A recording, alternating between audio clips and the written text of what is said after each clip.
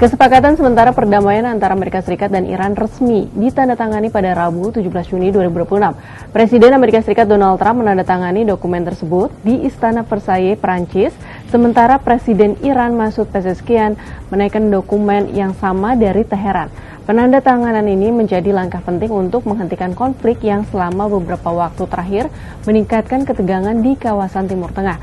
Namun, kesepakatan tersebut juga memunculkan berbagai pertanyaan. Bagaimana respons Washington dan Teheran setelah penandatanganan? Apa saja isi kesepakatan kedua negara? Lalu bagaimana perkembangan pembukaan kembali Selat Hormuz? Serta seperti apa masa depan program nuklir Iran setelah tercapainya kesepakatan ini? Kita bahas.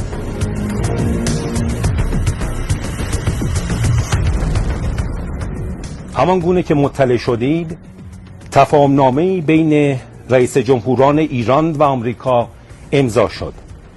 در مسیر رسیدن به این مرحله مسئولین امر از سر دلسوزی و با حسن نظر تلاش‌های زیادی را به عمل آوردند و البته این رئیس جمهور آمریکا بود که از روی استیصال از انواع اهرم‌ها برای این امر استفاده می‌کرد.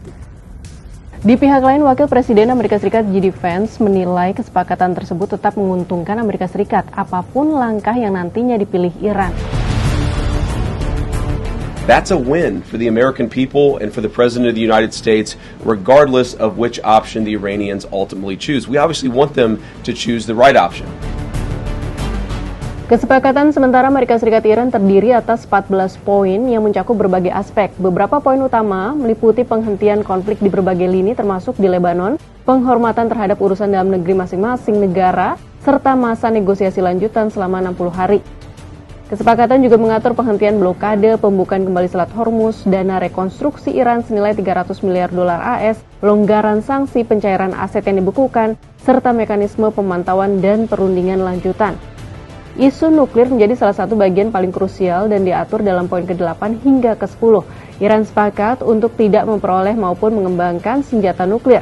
Dua negara juga menyetujui pengaturan terhadap stok uranium yang telah dimiliki Iran dengan pengawasan oleh International Atomic Energy Agency. Selain itu, Amerika Serikat dan Iran menyepakati status quo sementara terhadap program nuklir Iran hingga proses penanganan uranium yang diperkaya mencapai kesepakatan lanjutan.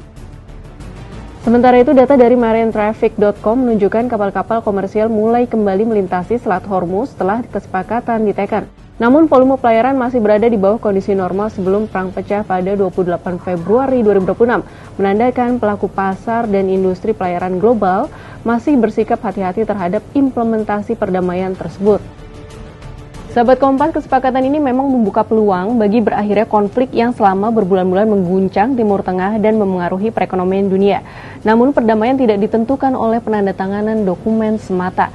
Keberhasilannya akan bergantung pada kesediaan Amerika Serikat dan Iran menjalankan seluruh komitmen yang telah disepakati, mulai dari isu program nuklir, pencabutan sanksi, hingga menjaga stabilitas dan keamanan jalur pelayaran di Selat Hormuz.